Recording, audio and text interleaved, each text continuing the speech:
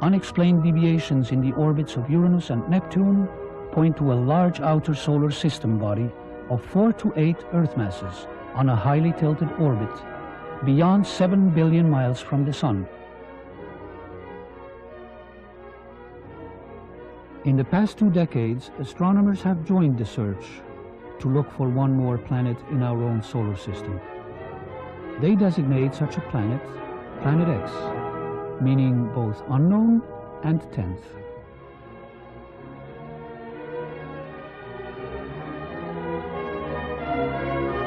In August 1978, which was just about 6 weeks after we discovered the fact that Pluto has a satellite.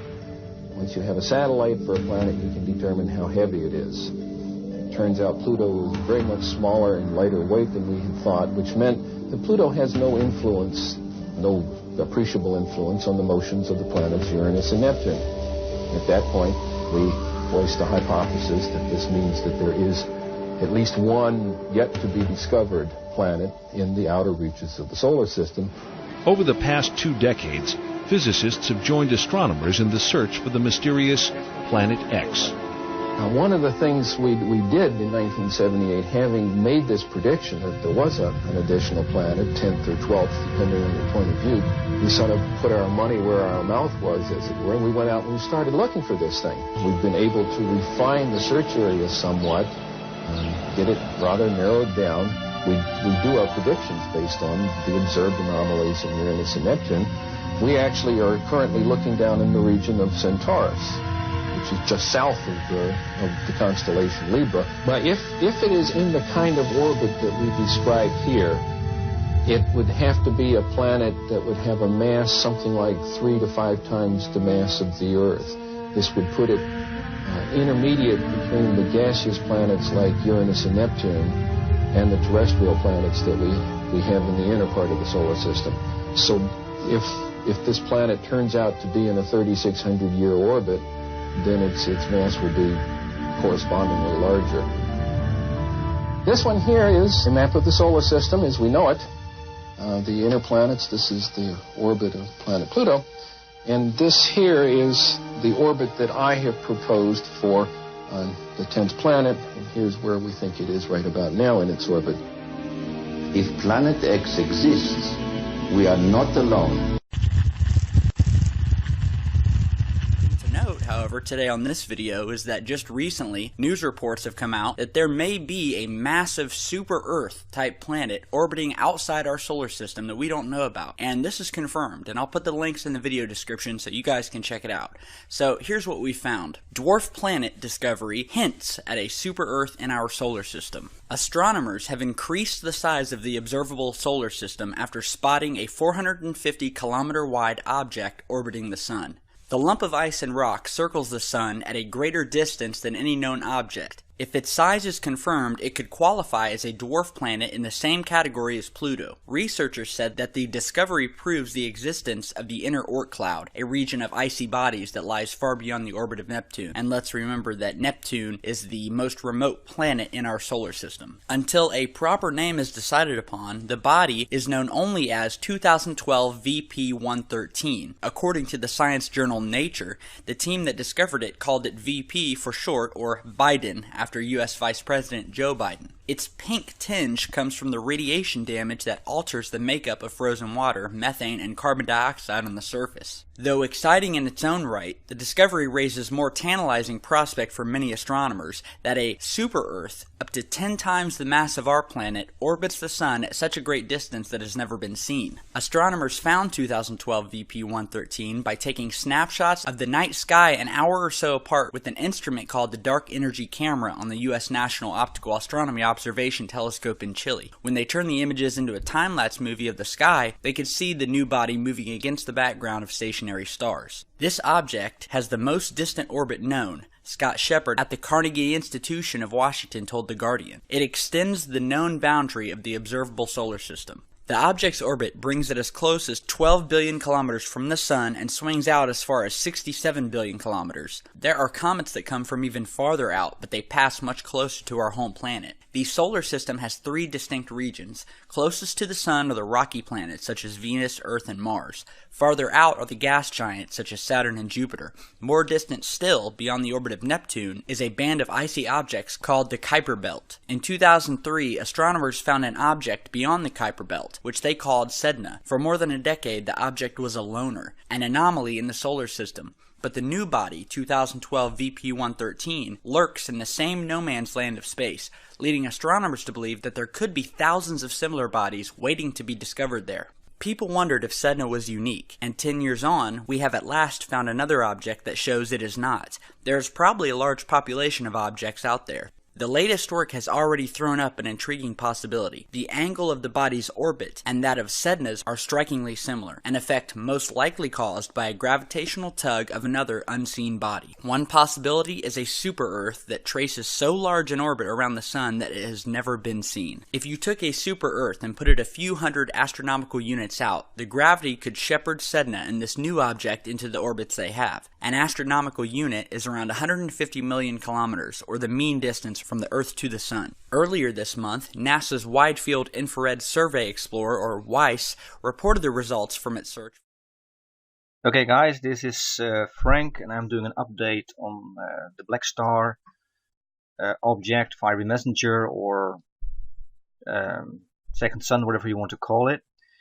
Today is June 22nd, 2014.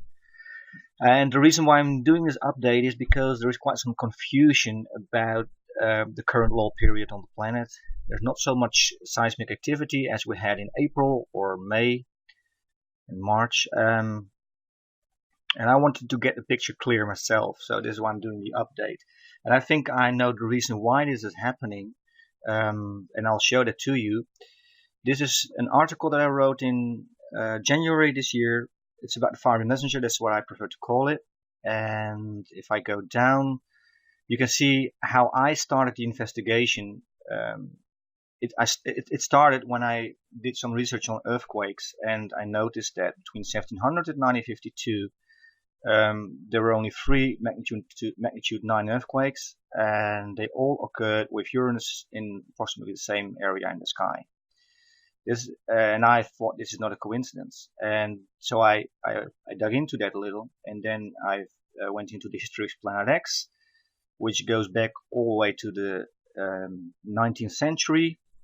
You can read it all here. This is the entire history. The interesting thing here is that astronomers in the early 80s actually confirmed what Uranus already indicated, which is an object on the western part of the constellation Orion, which is here. You can see this on the picture. This is the western part of Orion, and here's Uranus during those large earthquakes between 1700 and 1952.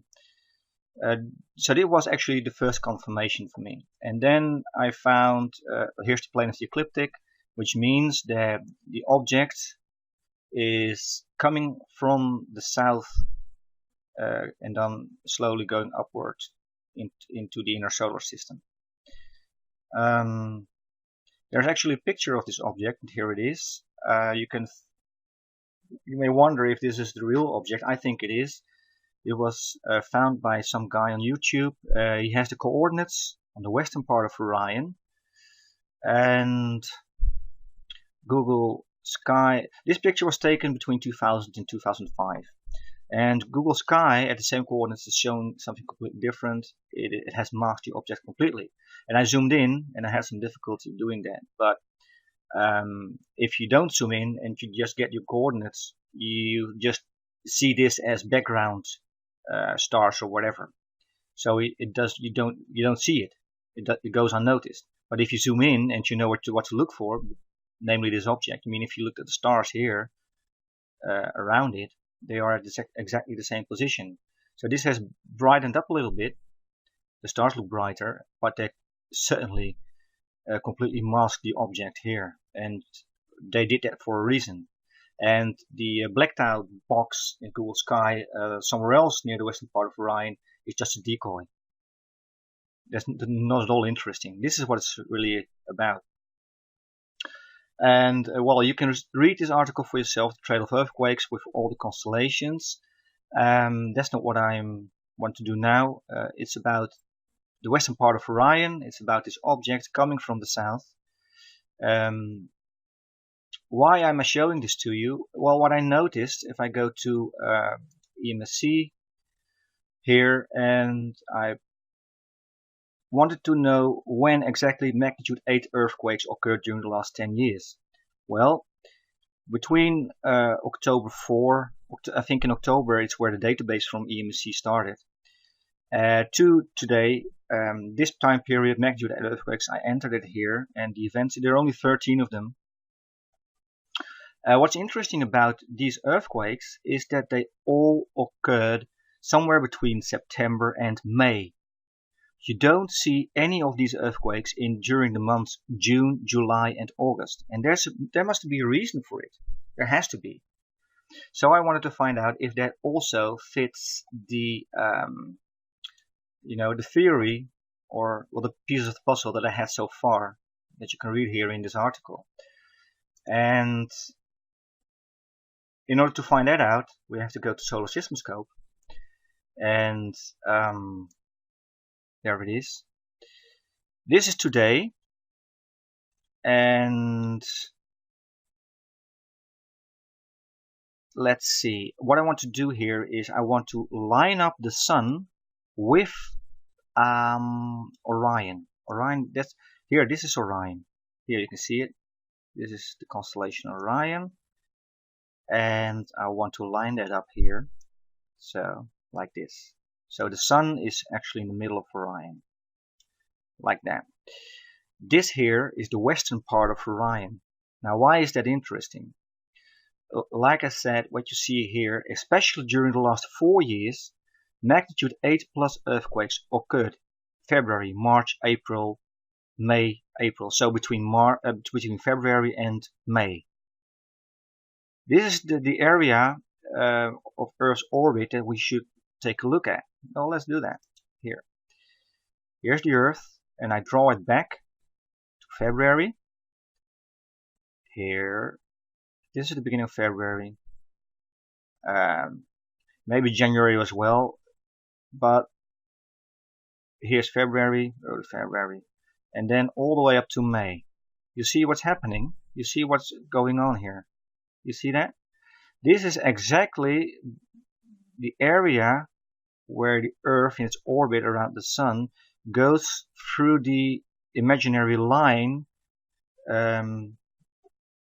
drawn through the object coming from the south, from the western part of Orion. This is the western part of Orion area where the Earth goes through during this time period. So during February, you see that? This is February here. Around here it starts. Here's where it starts.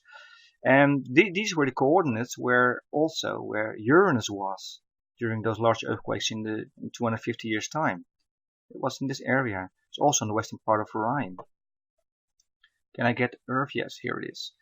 So, and this year in April, that's where it started. This was the highlight of activity around this area here. And if we look at this here from this side, you see that this is seen from the opposite side with the Earth in the Virgo constellation. There's Saturn there in Libra constellation. I don't think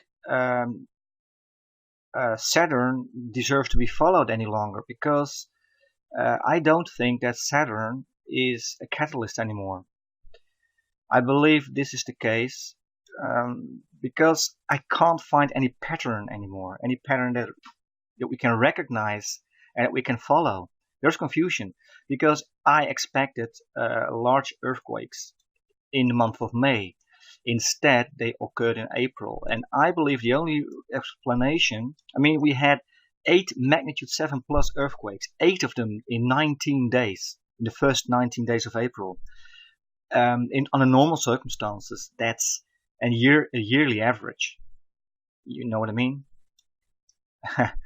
this is, I mean, this is insane.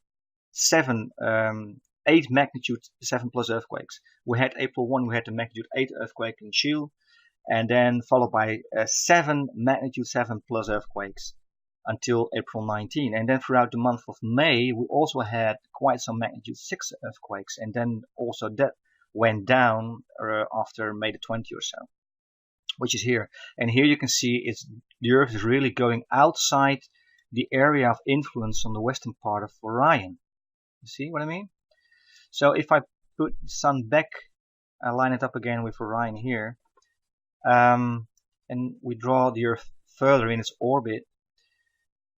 The question is, when will things become interesting again? Well, that depends a little. We don't know exactly where the object is. This area, this is very important to understand. This area here is a lull period area. And this is because the Sun is actually shielding the Earth from the black star influence. That's what's happening here. You see? There are, in this area, in June, this is early June, July and August, we haven't had any large earthquakes, magnitude 8 plus earthquakes, during the last 10 years, at least. And if you go further back in time, the largest earthquakes, starting in 1900 anyway, also did not occur during this time period here, June, July, August. They never did. It was January, or it was May, or it was March, or it was December, but never in this area. This is because the Sun is shielding the Earth, in my opinion anyway. So then when the Earth comes around, and then things become interesting again. So here it starts again. So early September, half September, in that area somewhere there. Things, because the Sun is no longer shielding the Earth from guiding star. What's interesting about it is that it seems to bespeak, at first you might think it's talking about the Sun, right? You know, God, Jah, Rastafari as the Sun, but then there's immediate connection when you understand the whole NIBIRU connection with, and now that we're speaking on the connection with Moses and what the ancient Egyptians knew, who knew what when. You know what I'm saying? It's obvious that the ancient Egyptians preserved a more ancient record that came out of Ethiopia. You understand? Now this record also is communicated to the Midianites. We have that Hebrews in ancient Egypt, which were a particular religious denomination. Now in ancient Egypt, like in this society, we all communicate out of certain similar symbols, you know, how symbols are used. Now how they're interpreted in different religious orders, it differs. Now what we have right here in ancient Egypt, we can see this whole idea, like even right here, this idea of a birth within this orb right here. You understand, this new birth, right? Remember, Israel was Jah's son that he called out of Egypt. Now, when we look at it celestially, if we look at it from the heavens and we put up the thing on Orion or Orion, and it's said to come from and emanate, in a sense, or its trajectory is coming from the Orion. Now, this is the Egyptian perspective of NIBIRU and the Orion constellation. We know from the Western European and Greeks, they picture Orion differently. The Egyptians seem to picture it more in the Hebraic sense of the sower, because if you see his hand, it fades off here, and you can see the stars. He's sowing the stars right here, and he's carrying a staff in that sense, like a shepherd, right? So he's sowing these stars, and there's a 7 stars connection, and we touched on Amos, I think Amos 5, where it's saying, look to the one who makes the 7 stars and Orion. Now, there's one particular planet that's of particular interest, and that is called, some say, the 10th planet. You understand? The 10th planet, or NIBIRU, right?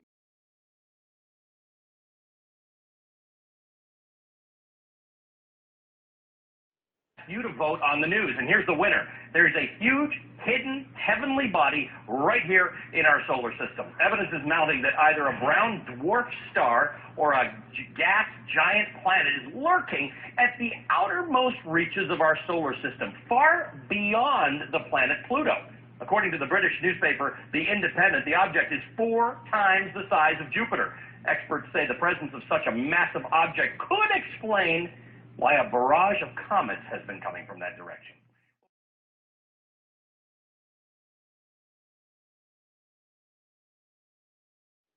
You to vote on the news, and here's the winner. There's a huge, hidden, heavenly body right here in our solar system. Evidence is mounting that either a brown dwarf star or a gas giant planet is lurking at the outermost reaches of our solar system, far beyond the planet Pluto.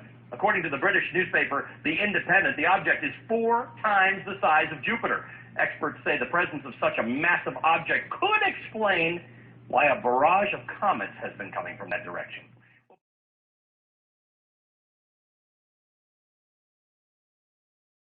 Whether that orbits the sun, whether it's an asteroid or a comet or Earth or Jupiter, they have a aphelion position on the far end where the object is moving its minimum velocity, and a perihelion position where the object is nearest the sun and moving at maximum velocity. Okay, so if this object truly did reach perihelion and is now on the outbound, you see it's moving now back to the location, moving through Leo and Virgo, Libra. You see now it's getting ready to go into the quadrant of space that includes Scorpio and Sagittarius. It's possible, since we're dealing with an anomalous object, is the reason that I'm considering this. It makes no sense to me how the object could be increasing in velocity. In other words, instead of 188 days, now we're beyond 204 days. This object should be slowing down if I'm on the back side of the orbit, if you will. If the near side is the reaching perihelion and the far side is slowing down, going towards aphelion position, if you guys are following me, then I'm going to have to make room for that possibility. Even though the data doesn't appear to point that way, it's possible. A researcher sometimes gathers enough evidence and then draws a conclusion too early and then shapes everything to fit that. You know, that duck that walks like a duck and sounds like a duck and sounds more and more like a duck, if you slant the data that way. And am I guilty of that? I'm not sure yet, but I want to keep an open mind. And I think you guys will find the questions that you will get into scripture some, and he's asking about survival group sizes and things like that. And he asked me about Gil Broussard, and his work mirrors that of the Harrington model, and he's the planet 7X guy. So it's possible. I'm going to have to give their work. I've been looking at it as disinformation, like I said, and so I'm going to leave that door open. I'm going to leave that folder open and see if the data doesn't point that way. That would explain some things that are inconsistent in my current modeling, actually. So the black star and the sandbox type program model. See, when you look at this video right here, then a question came in from Kale. And he's going to be looking at the sandbox model. That's where you look at a picture of the inner solar system, and then using that model, it's going to predict how the objects inside the inner solar system are going to react to a heavy mass object that comes in. Problem is that the gravity well shape of the sun, the Earth, Jupiter, they're all the same. They're just larger and smaller. But the Earth, Jupiter, and Saturn, the Sun, are made up of regular molecules that are filled with air, like balsa wood, in comparison to the black star that all the subatomic particles are compressed together. So you're going to get a I use the example of putting a bowling ball in the middle of your king-size bed. That gives you the shape of the gravity wells, and it's one way to look at gravity well. It's actually 3 dimensions. Okay, but with a black star type object where all the objects are compressed together, then you're going to take a pool stick and put it in the center of your bed and then put your car on top of it. It's going to push the well way, way, way, way down, and microlensing is going to be perfected, and that's one of the reasons that you can't see it.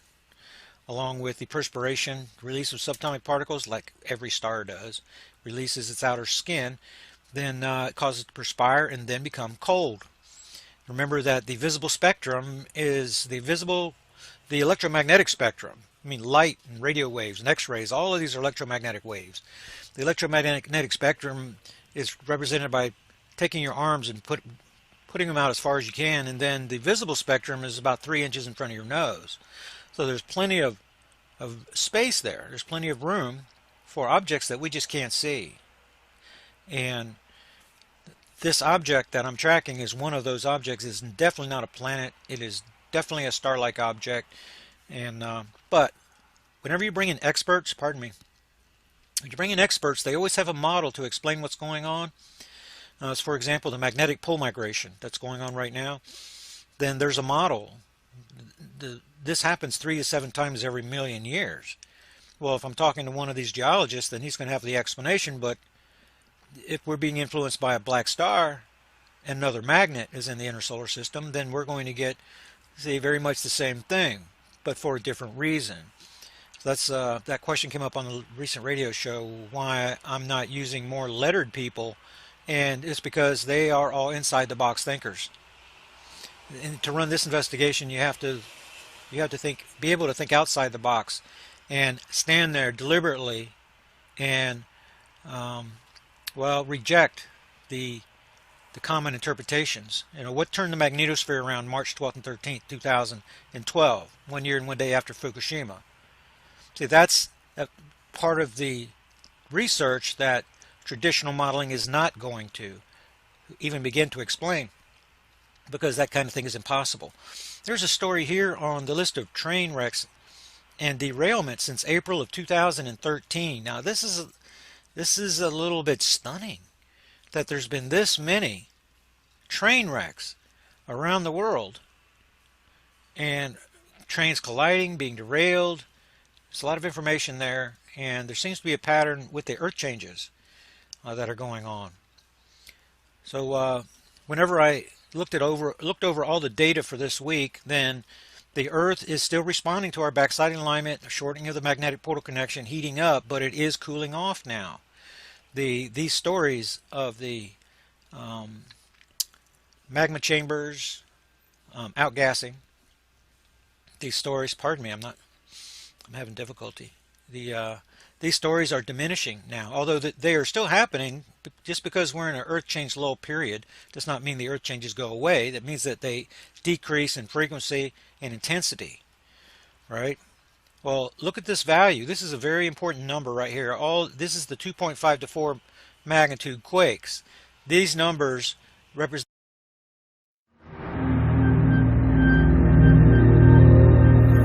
this is the highest number, right, that has the caldera bulging and contracting values inside. We went from 225 to 312. That's the second highest number of the year, just recently. Now we're down to 178. What's going on? You see, you have a lot of movement here related to the volcanism that's still going on. But now, as things subside, this value is going to get down to about 140, but it's going to bounce up and down, up and down, up and down, and but wind up. See, next week I would expect to see maybe 240, 250, bouncing back up, but not as high as this number. Then this number, then these guys are going to bounce and go down, down, down until we get about to 140, 150 on February the 1st. That's what I'm expecting. So the indicators are pointing to the fact that we are definitely in the Earth change low period. You notice there's no reports of solar flares and things like that. We get that at the alignments. So I'm expecting to see the solar flare activity to heighten in May of 2014. That was March and that was September in 2011, and that's all moving around to the left with my object that's moving around left in the orbit diagram. So yes, we're seeing evidence of shakers in diverse places. In Connecticut, they're getting small tremors and things like that. Earth is finding equilibrium. That's what's happening. That for every action, there's a equal and opposite reaction. The Earth is reacting to what just happened with the uptick, but now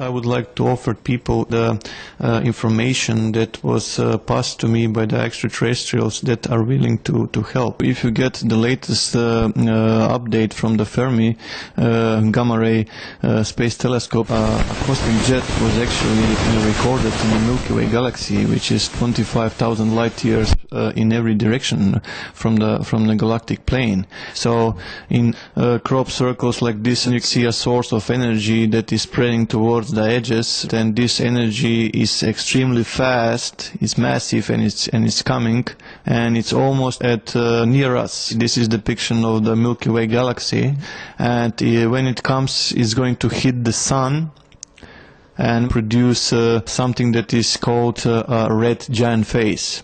This wave of energy is a few million degrees Celsius and is highly magnetic. And the surface of the sun is only 6,000 degrees Celsius. If something that is millions of degrees Celsius touches a surface of a plasma that is only 6,000 degrees Celsius, it will be enough for the the star to spend all its fuel and to move from its main sequence into what is known as red giant phase, like in this crop circle. The Sun radiates heat by converting hydrogen within its core into helium in a process known as nuclear fusion. The Sun's characteristics are just right for enabling life on Earth to flourish and be sustained. Once the hydrogen at the Sun's core becomes depleted, a process that normally takes 5 billion years, the core begins to contract. The star then collapses and releases gravitational energy into its surrounding outer layer, causing it to expand and transforming it into a red giant.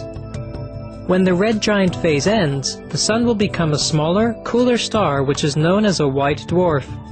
Mr. Andov has determined from analyzing the crop circles that after the energy wave arrives, the Sun's white dwarf phase will be reached within months. This is the close-up of the crop circle that was delivered and the red giant phase. This is, in my perspective, one of the most important crop circles that were delivered. It appeared on July 15, 2008 on NIBIRU Minor in United Kingdom. It's the depiction of our solar system with all the planets and with only slight deviation. Pluto is not the same. As it is possible to calculate the position of all the planets in the solar system on a specific future date, the alignment of the planets in the UK crop circle match what their position should be on December the 23rd, 2012. There was another depiction, another warning, which actually took place on 29th of March 2011 when we experienced this amazing display above the sky of New Zealand. When people started to analyze those stars, they were matching exactly the same, December 23rd, 2012. This crop circle, the dragonfly is symbolizing the extreme changes, and the phoenix, which is extremely important, is a mythological bird that lives a very very long lifespan, and when it recognizes that its life is coming to an end, it puts a fire into the nest and it burns to ashes. So from those ashes a new small phoenix is reborn. That's a symbol that the Sun is going to be reborn soon, so it's all a symbolic depiction. So red giant phase, is it scientifically possible? What are the consequences for the planets when the Sun becomes a red giant? It's going to do a slow expansion, which will begin on December 23rd, 2012, and it will culminate on 28th of March 2013. The Sun here is expanded and it had swallowed Mercury and Venus completely. That leaves Earth and Mars very, very dangerously close to the Sun. The energy emanating from the center of the galaxy will not just transform the Sun. Andov says it will make contact with the rest of the solar system as well. This energy, as is spreading towards the edges of the galaxy, will also pass through all the planets, including Earth. So just for comparison, the hottest layer of our atmosphere is thermosphere, is around 1,500 degrees Celsius. Most of the time it's less than 1,500 degrees Celsius. So what happens when a cloud, which is highly magnetic and millions of degrees Celsius hot, touches with the atmosphere of a planet which is only, let's say, 1,500 degrees Celsius hot? It's just going to deplete the whole atmosphere. So there are plenty of changes on the 3D level that we need to be aware of. Mr. Andov has learned that our Sun has a companion or twin star located on the outer edge of the solar system. The Sun becoming a white dwarf will enormously change the relationship between these two stars. I will just need to mention this. The other celestial object spotted on the skies is actually a twin star orbiting around our star. And this energy that is approaching will hit that star also. And when it's going to hit that star, it's going to move towards the white dwarf. What we have seen in the astronomy, two white dwarfs are attracted by each other gravitationally. They start to rotate around each other, eventually they collide. And when those two will collide, they will produce a bigger star, which to produce enough light and heat that will provide the conditions for life again. So what I'm trying to say with this is that this white dwarf alone is not capable of producing the same amount of light as we are receiving today, which means it's not capable to produce the same amount of heat that we need to survive on the surface. Mr. Andov believes that the energy wave heading towards Earth need not lead to disaster. Rather, we can take steps now to protect our planet. But this energy that is approaching can be shielded, and the crop circles are leading us towards the conclusion and to the answer how we can do this. The data that arrived through the crop circles, plenty of information was about the fractal geometry, and people realized that they are referring to fractals. But in reality, they are referring that this universe we live in is a fractal universe, and we can influence it. Panay Andov says that although the recognition of fractals is correct, most don't understand that the data is saying that we live in a fractal universe and we can influence or change the universe. If you recall the research of Dr. Emoto about the water molecules, humans are able to change the crystalline structure, turn into something magnificent. We have the ability to influence one of the elements, water. But that's not where it stops. We have the ability to influence the fractal momentum or structure of the rest of the elements that are present on Earth. So that's the first momentum that we need to understand, that we have the capability, the power in us that is dormant, that if united it can produce a change to the matrix. So how can we do that? By combining energy. And the only known tool to me is meditation. Massive group global meditation, where millions of people can unite into one meditative oneness, and they can impact the fundamental structure of Earth.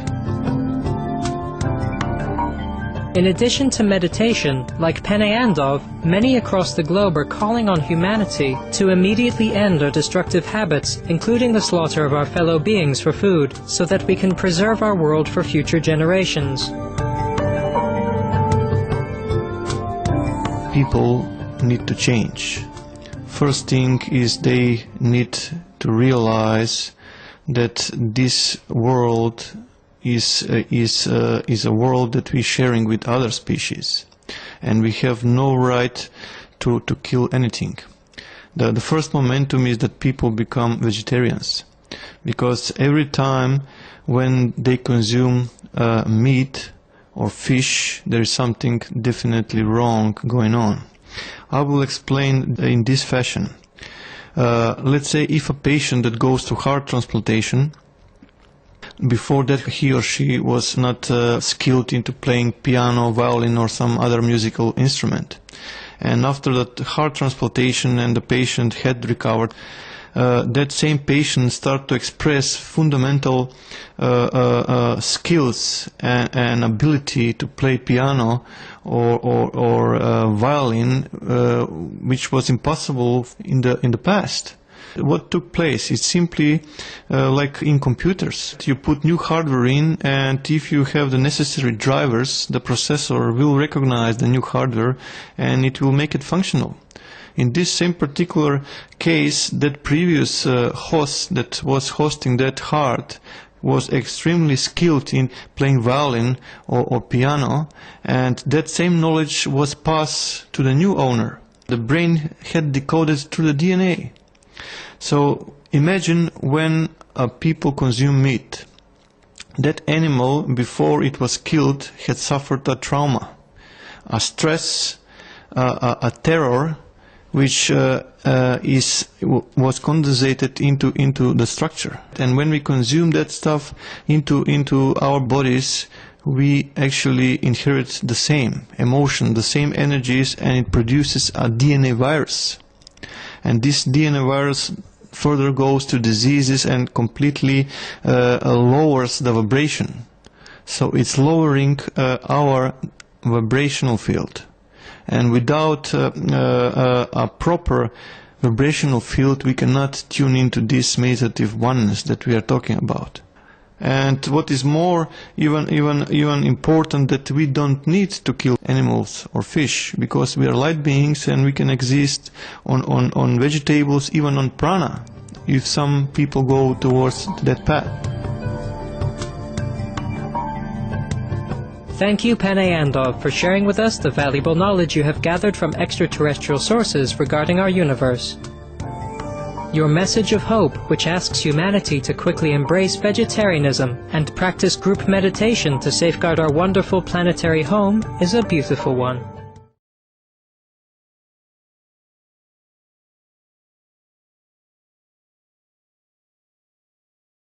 That's all I thought it was. But now that I know that, the pesticides and fertilizers that they use on our crops are full of fluoride as well. I mean, you're getting much more fluoride from the outer leaves of a lettuce and the outer skin of a potato, grapes, raisins, obviously, and most crops. So we're getting a lot of shit basically in our food. And then with meat, obviously the cows, whatever, pigs, they drink presumably tap water. Not going to get mineral water, are they?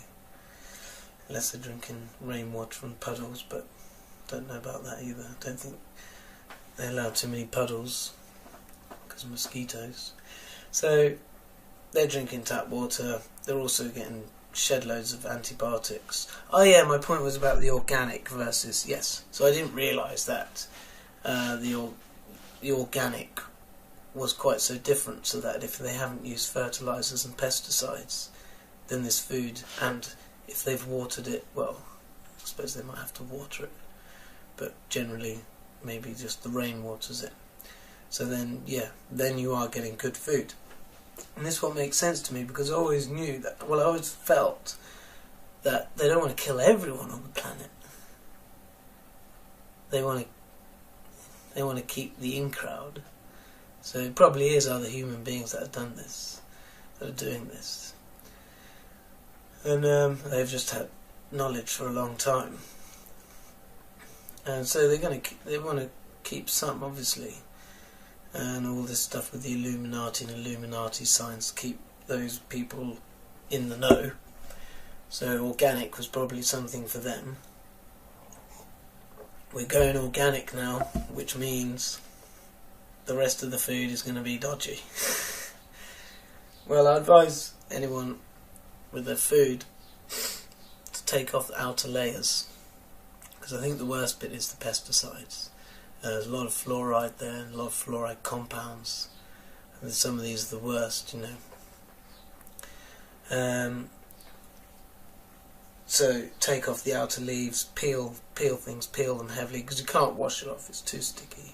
But what you should know is that these fluoride ions will, on their own, will go and sort of block your chakra.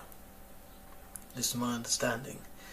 But if you've got things in your body, calcium, vitamin C, magnesium, they will bond with the fluoride and you'll poo them out quite happily.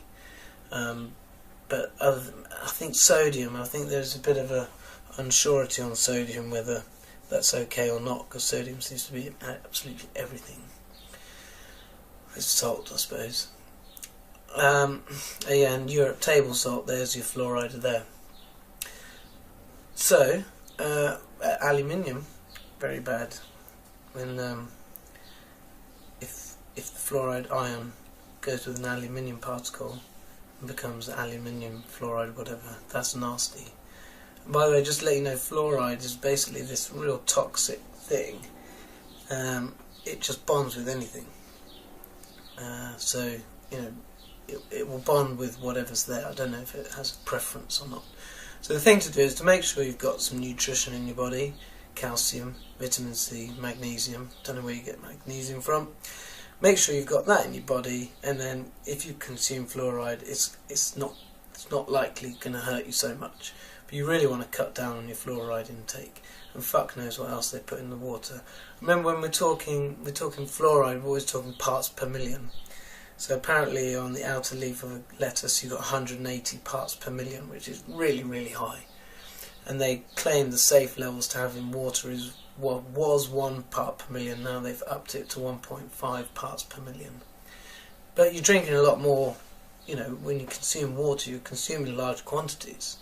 So if you talk about a raisin, that might have 44 parts per million. You know, raisin's quite small, isn't it? Because the grapes, again, they spray pesticides on the grapes. It's really sticky, you can't get it off. And it's difficult to avoid, so the main thing is to make sure you have nutrition.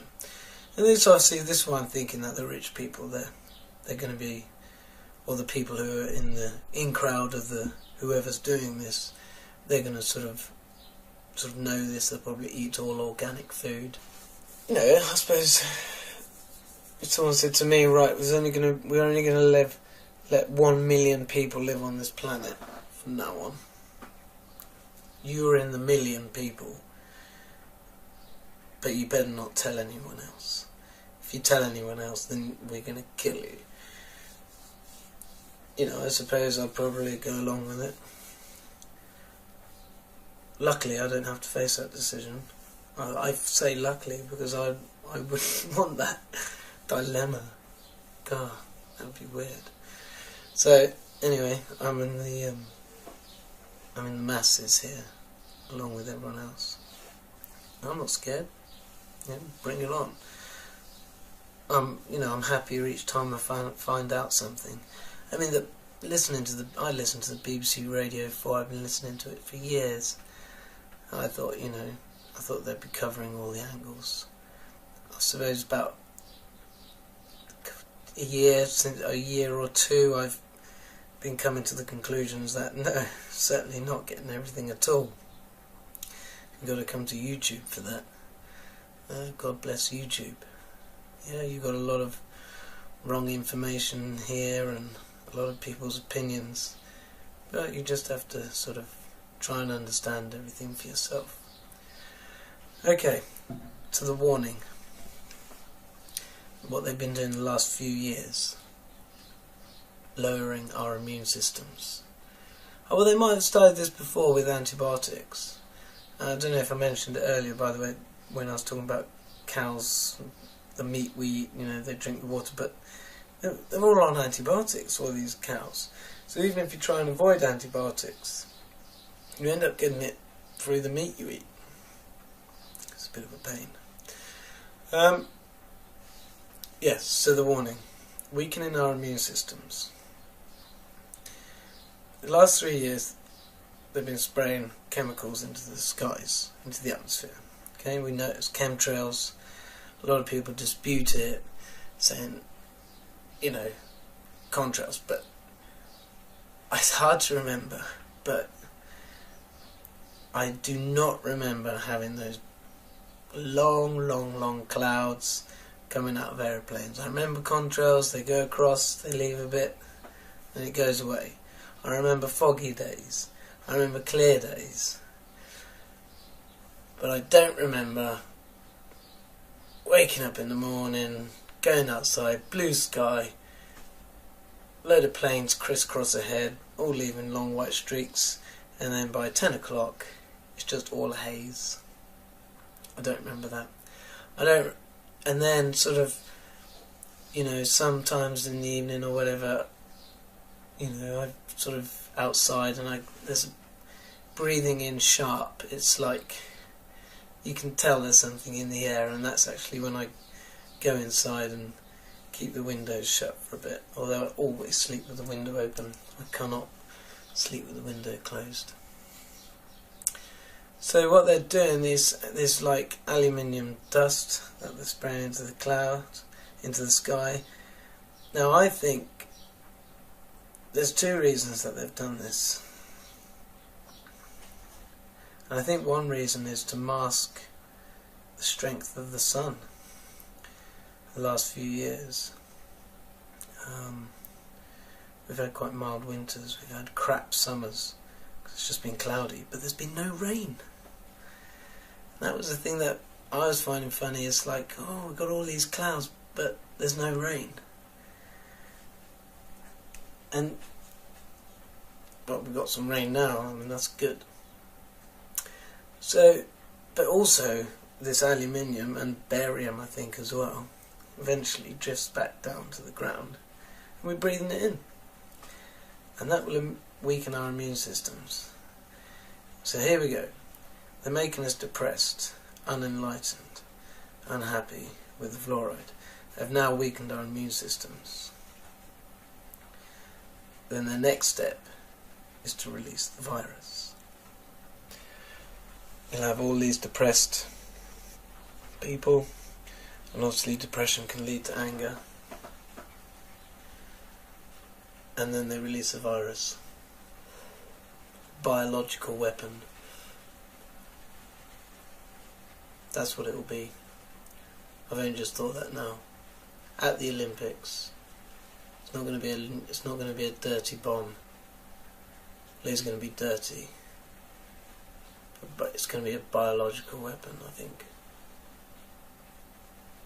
And then they'll say, well, probably hand out some tablets. Well, I don't know exactly what it's going to be, but I think it's going to be this summer. I think all the hype about December 2012, I think that's a smokescreen. I think that's misinformation too,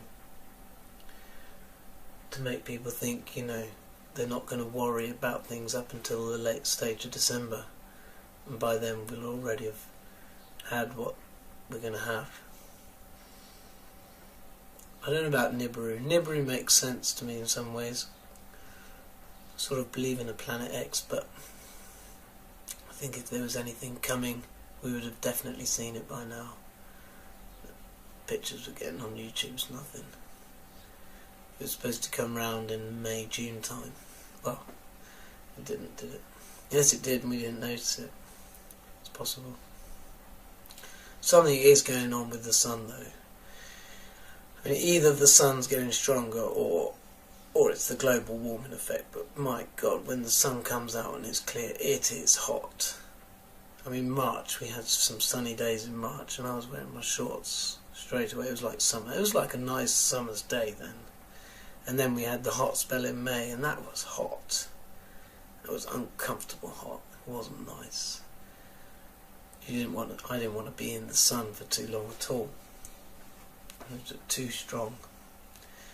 I mean, it's okay probably if you're on a beach and you can dip into the pool or whatever, but not when you're working and stuff. So, I think I've summed it up, that I think something's going to happen during the Olympics because of some dreams I had a few years ago.